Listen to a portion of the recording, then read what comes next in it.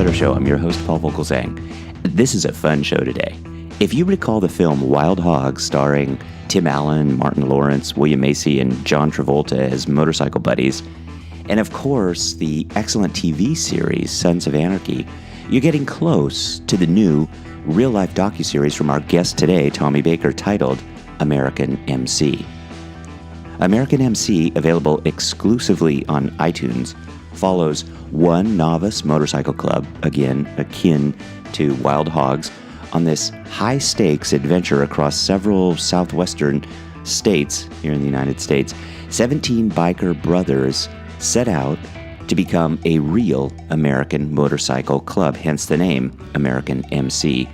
Along the way, though, they encounter real-life situations with police, accidents, run-ins with other motorcycle clubs, including the infamous Hells Angels, and even an impromptu ride-along with, of all people, Gary Busey and college football star Brian Bosworth along the way. So join us today in hearing from Tommy Baker, producer, investigative journalist, and member of the cast, as he tells all, including what it takes day to day to ride with an MC to find out if he and his crew have got what it takes. I ride motorcycles, but really, I live the life of a biker. It's a whole lifestyle and attitude. It's pretty much my day-to-day. Hitting it hard, hitting it fast, and pushing myself to an extreme. I've been fortunate enough to meet 16 guys in 3 different states. Most of these guys have never met. They don't know how each other rides. So I have put to them, let's all go to Arizona. Let's go for Arizona Bike Week. It could be dangerous. It will be exciting. And let's ride. These guys are going to find out who they really are, and in a competitive mode, because that's what a bike club is. The best will rise to the top. The others will fall away. But maybe some of us will end up becoming an ultimate biker club. And that, of course, is our guest today, Tommy Baker. I'm excited to talk to Tommy and get right into this show. Of course, Tommy's responsible for the new show available exclusively on iTunes called American MC. It's available now. But please join me in welcoming to the Not Old Better show today, Tommy Baker via Skype. And Tommy has so many cool stories and thoughts, we're just going to jump right in. Hey there, Paul. Hey, Tommy. Did you want the sound or the video? Or don't matter? Just the audio. Because I look really sharp. Okay. All right. You look really sharp in the program, too. Yeah. But by the way, I was just pulling up just a broad brush opener of thoughts. Yeah. I used to produce some television for CBS Sports Spectacular. I'm not in the business then, nor now, as a TV producer, but things in life have crossed my path, like riding with these guys on motorcycles. Years ago, I had a motorcycle riding buddy that jumped motorcycles like Evel Knievel. Okay. A long time ago. His name is Gary Wells, and he was most infamous for jumping Caesar's Palace like Evel Knievel. There's an excerpt of that in our show. Footage and highlight shots because he crashed, and it was a terrible Monday, and it was one of the highest rated shows for a thing called That's Incredible years ago. I remember That's Incredible. Howard Cosell brought us on midway on Monday Night Football. We were supposed to be following it, and we didn't because the guy was in critical hurt. But my point relative today is we tried to hire Evel Knievel at the time to be the announcer, and he instead filed an injunction to stop us because he knew it would take away from his. I've got the coolest. I'll send it to you, just a courtesy. His letterhead, his type, whoever typed this, but he says in the body that, Tommy Baker, you're a promoter, and you've got these young men jumping motorcycles. You're offering them money to straddle a steer's spear and hurtle it through I'm reading, the air at great speeds towards concrete and steel. The results can only be injury or death. And he goes on and is taking a shot at me as a cold-hearted promoter, which I'm proud of. It's the same thing that we did in this show. These were real guys in real moments with real crashes, and they were bonded not as a cast in a show, but as a group of guys that got together for the first time, all of them, wrangled all 3 groups together from 3 states. Yeah. But they were in it for the true personal quest. And come hell or high water, who's going to run up front and all those things. And we filmed it as a docu. And no retakes, no reshoots, no stage scenes. So I'm proud of Evel Knievel's tag. It's sort of like a director being known for his body of work. I don't have a body of work. But Evel Knievel says way back, you're a cold-hearted promoter, putting people at injury or death. You got to hear this last thing on Knievel, his last paragraph. When it comes to motorcycle jumping, there are only 4 other men somewhere in God's world who have more expertise and are more knowledgeable about life risking than I am. I'm the expert, and the other 4 are dead. It's unbelievable. It's a great piece. That is great. Do you mind if I use that in the interview today?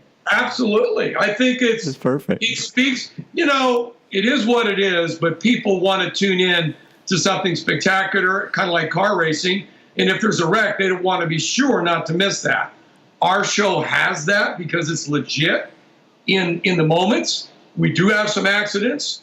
A guest rider gets helicoptered out, so on and so forth. I will send you, if I have an email on you, I'll just send you the Knievel letter so you can excerpt from it as you will, or not. I can just tell you the verse, whatever you want. That'd be awesome. Yeah, that's a great place to kind of start because this show is not just like a travelogue. It's the ultimate biker club that you're assembling.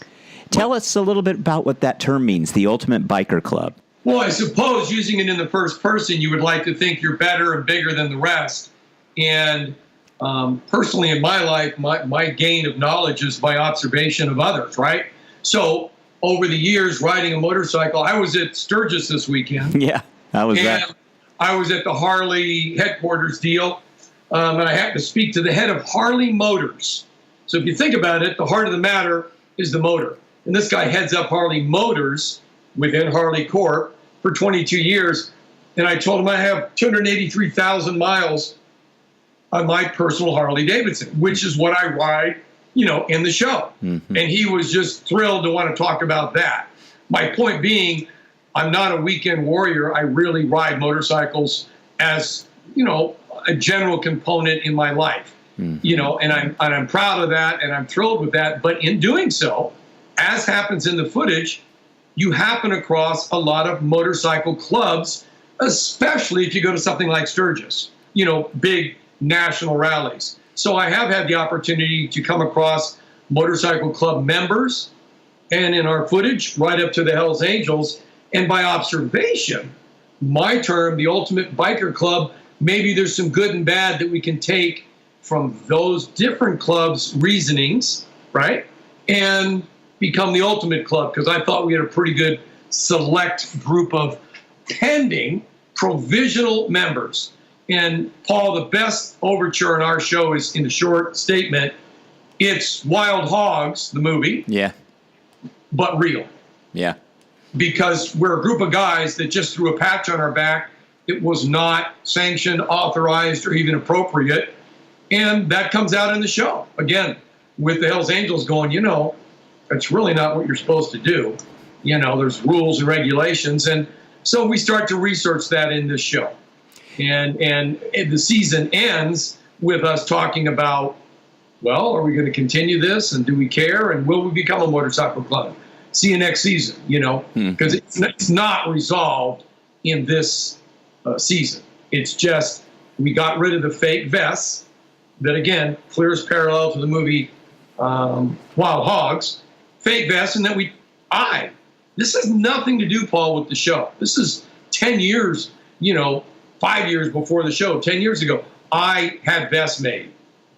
I had 24 of them made for a group of guys that weren't exactly 24, but whatever. I actually had them numbered like a piece of artwork, embroidered numbered, 7 to 24. And I gave them out over about a year's time to guys in 3 states. And then 5 years later decided, we ought to film us all getting together, see what happens. And this is the ice cream guys.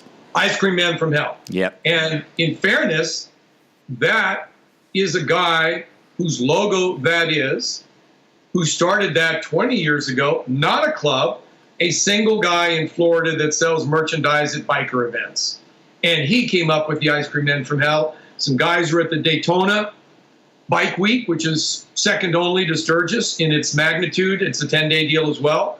And somebody brought me back a T-shirt, 12 years ago that said "Ice Cream Man from Hell," saying, "This is you, Baker." I have to not drink. I'm not a non-drinker. I'm not an AA. I'm already pretty lit as it is, and I guess never really drank much. So I eat a lot of ice cream, and so somebody gave me the shirt and said, "This is you." And one thing led to another over years, and I contacted the guy and said, "Hey, do you have any embroidered vests? Because I'd like to give some out." "No, we don't do that." And he knew enough about the bike world to say, "You can't do that. If you put in here's the factual information, Paul. If there is an embroidered logo on the back of a jean, jacket, or vest, that embroidered workmanship, rather than just a picture, implies that's a patch in relative connection to a club, and only a club is supposed to do it. So anything that closely resembles a big patch on the back of a jacket is meant for that purpose and that purpose only. So I was crossing the line. The guy said, "No, I don't have patches. You shouldn't do a patch. You're going to get yourself in trouble." I said, "Can I do it? I'll give you the embroidered thing, the drive. It cost me $2,000 way back." He said, "Go ahead. I don't care." And of course, at this point for the show, we have releases from him. It's his logo. It's his artwork. We get rid of those vests halfway through the show at Tombstone. Yeah. Drop them. Yeah.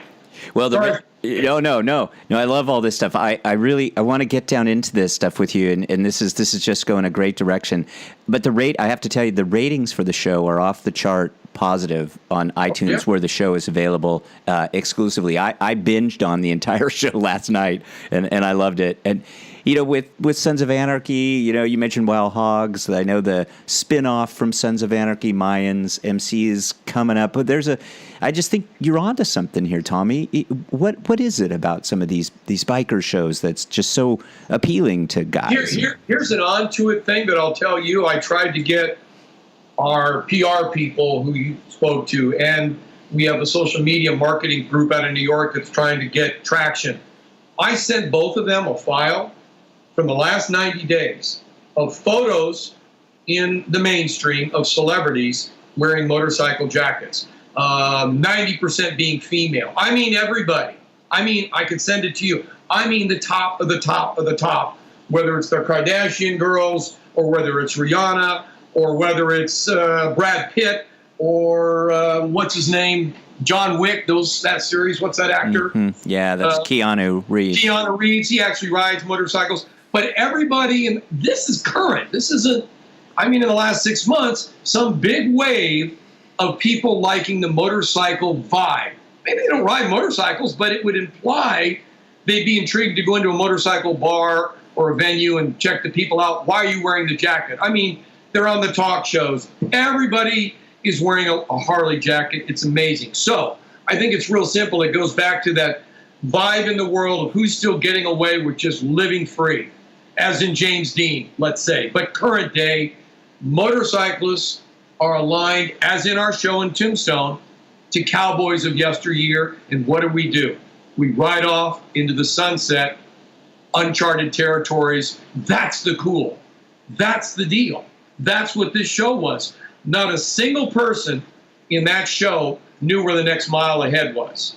There was no, here's what we're going to do. It was, well, where should we go next?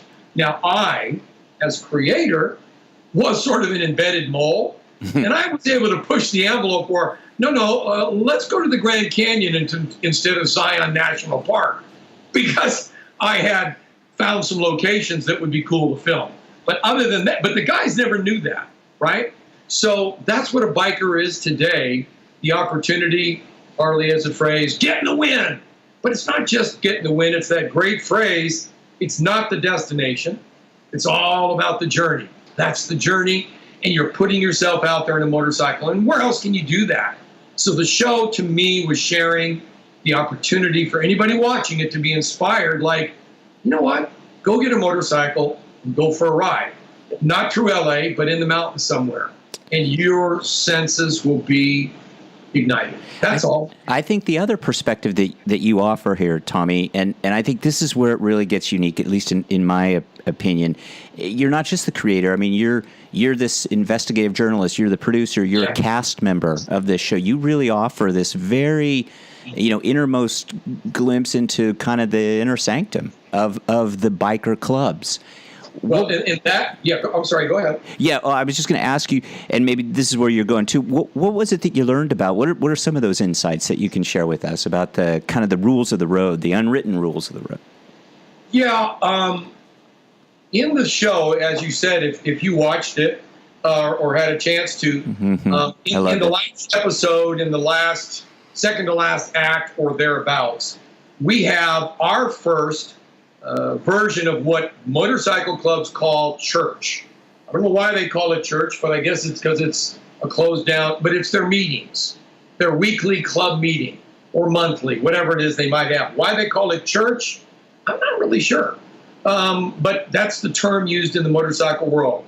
And we have our first church meeting because it's a biker group club having a meeting, so church. I called it the Last Supper. in our internal notes because there were 13 guys and I was sitting center on a V set of tables. So, I'm that guy, right? Yeah. And in that, we wrapped it up. It's a great bit because there's a lot of arguing, 3 or 4 votes. I lose every time. And in the end, I go, hey, I just want to make a comment because this goes back to what you're saying, and then I'll get into the Hells Angels. I say in the show with flashback video, hey guys, just before we go, I want to say something about the world of perceived outlaw motorcycle clubs, the 1%ers. And I go on to say that 1%, that's been termed from legal police as 1% of bikers are bad boys, outlaws. And I said, I question that from what I've experienced, and I can't get the words exact, Paul, but it's in the show. I say something to the effect, I believe that 1% to those members, from their heart of hearts, is that there are only 1% of bikers in the world that are as dedicated to their brother, dedicated to the purpose of their club, and to that unity, sort of like, let's say, a Navy SEALs team, one for all for one, as the 1%er group. I don't think it has to do with being an outlaw. And I say to our group, and by the way, we're not that, not even close, but we can admire that. And we got to ride with the ultimate 1%er club, the Hells Angels. And I think we should honor the fact that they started it all and honor their brotherhood. It's an interesting world.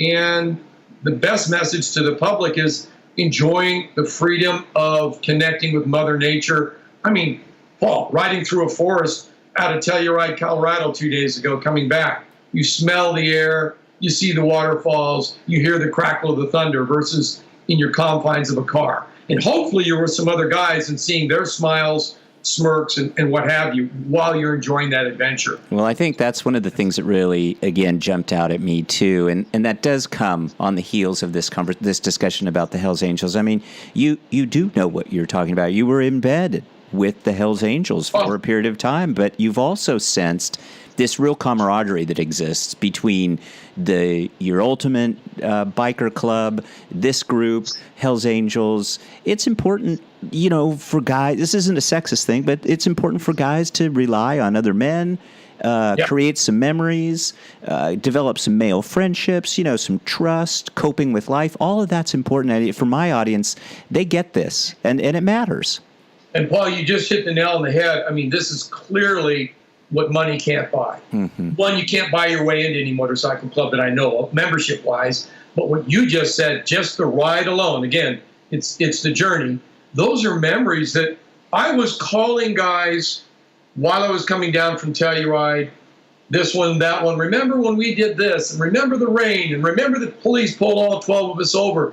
And the people on the other end of the phone just light up because that's a lifetime memory, that you can't get. What can you do? You can climb a mountain. You can be a mountain climber, and that's probably pretty cool, those guys that rock climb, and maybe you can scuba dive.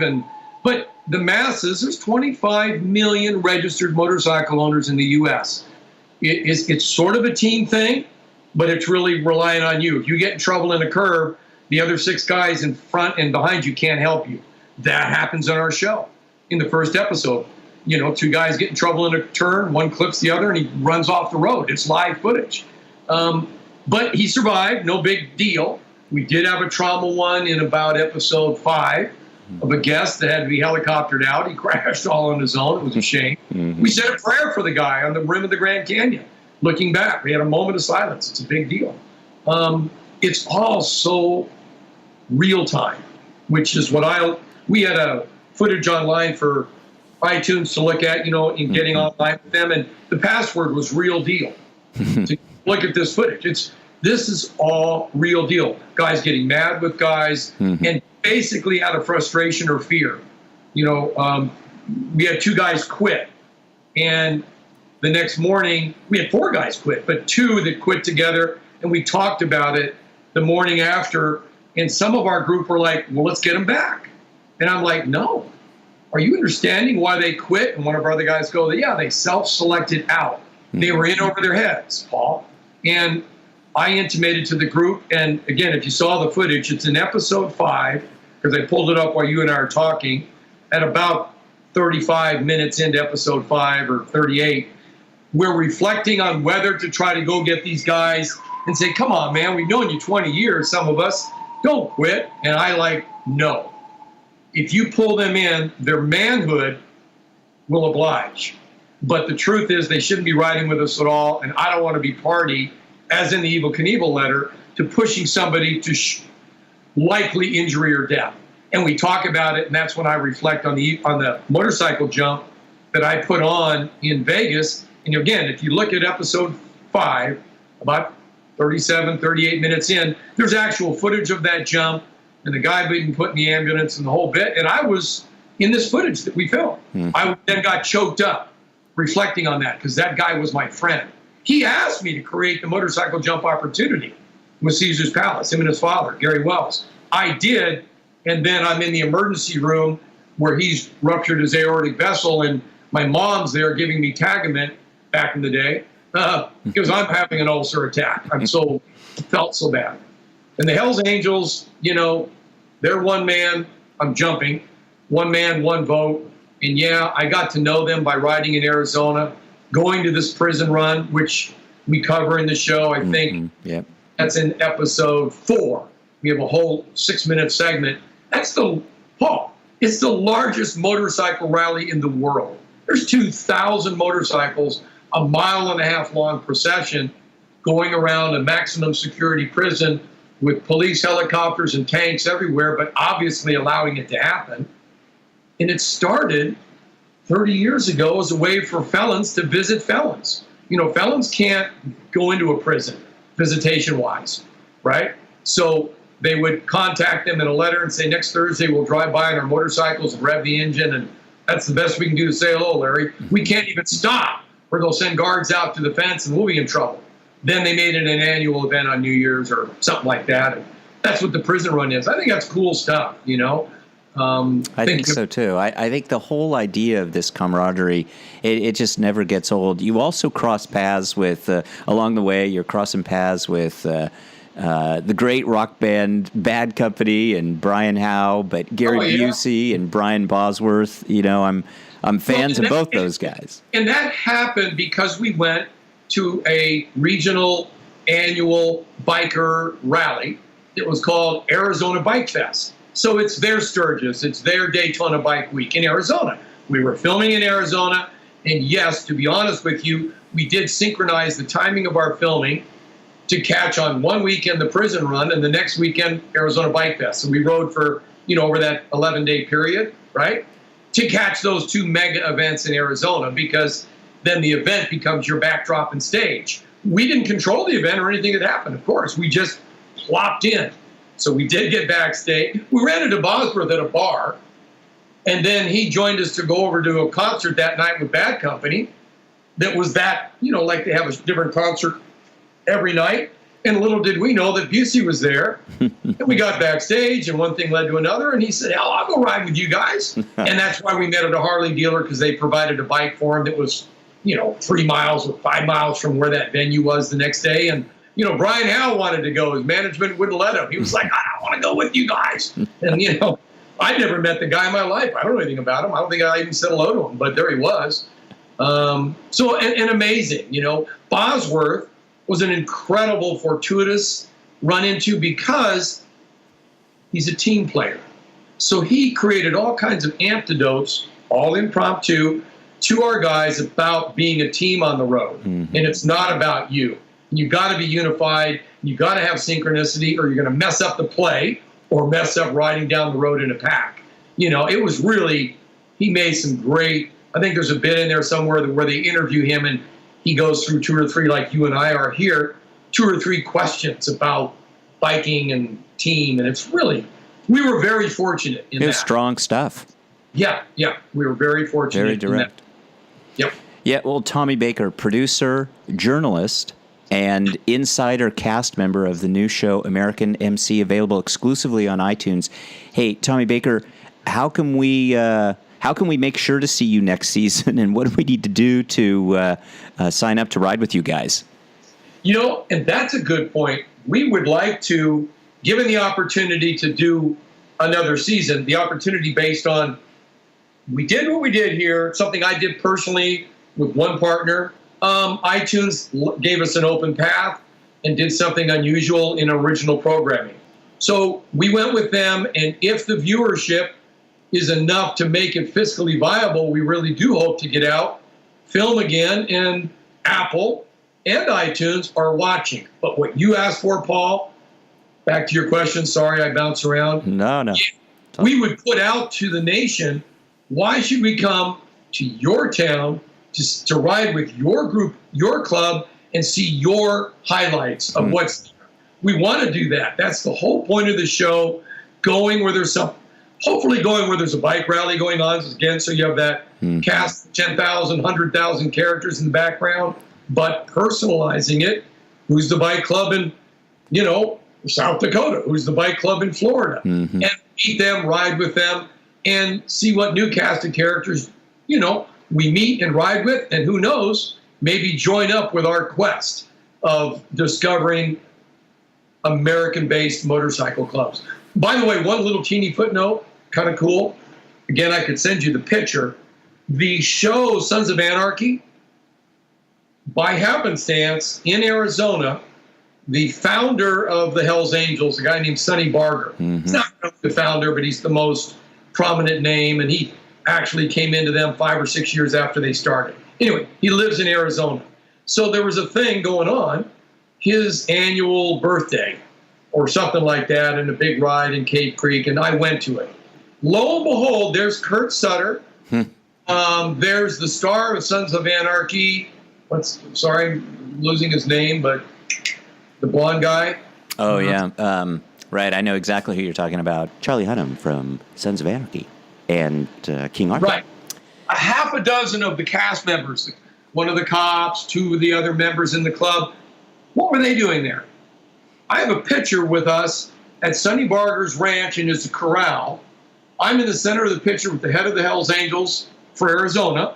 And then there is Kurt Sutter, 2 other members. Turns out they would annually, somehow they got in touch with the Hells Angels, and they would go and just hang out in their world, the entire cast, under Kurt Sutter's management, to get vibed and then go film. Swear to God, that's why they were there. That's what they told us. And they got to ride with the Hells Angels on this day. I mean, they got to ride in a procession with 200 other motorcyclists. But interesting background, their show is a dramatic interpretation of bad boy bikers. Ours is an actual presentation of doing the deed, riding the bike, not building motorcycles. And as you said, Paul, sharing in the emotions and camaraderie of your buddies, of your true biker bros, and let's take us to parts unknown and see what happens, right? Well, we will look forward to season 2, and yeah, we'd love to see you out here in the Washington, D.C. area, Tommy Baker, but American MC is the name of the show. Awesome to have a soundtrack in the future, too, Tommy. That would be great. I'd love that music. But hey, Paul, if we come to Washington, D.C., let me ask you like Brian Howe. Are you up for getting on a motorcycle, or do we have to put you in a sidecar? I got just to answer this honestly to you, Tommy. I just jumped out of a plane at about 15,000 feet with the U.S. Army Golden Knights. So yeah, right. I'd definitely be up for hopping on a bike with you. And See? yeah, absolutely. Paul, thank you for letting me always talk too much. No, Tommy, thank you. But here we are, and I appreciate you taking time. What a pleasure. We'll put lots of links up to find American MC on iTunes, but Tommy Baker, thanks so much for joining us today. Good afternoon, Paul. Thank you, and everybody, right on! Right on, Tommy. Thanks again. All right. Talk to you. Bye-bye. Okay, bye. Thanks to our guest today, Tommy Baker, and his team for all the help on the podcast. And as usual, we'll post links to everything, including some great behind-the-scenes stuff from Tommy specifically about his friendship with Evel Knievel. Check it out. This is awesome stuff.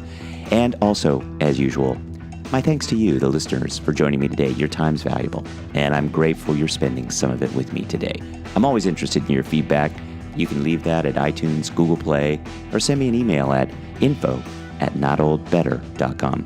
Stay tuned for our next show, another great one, as we talk about better.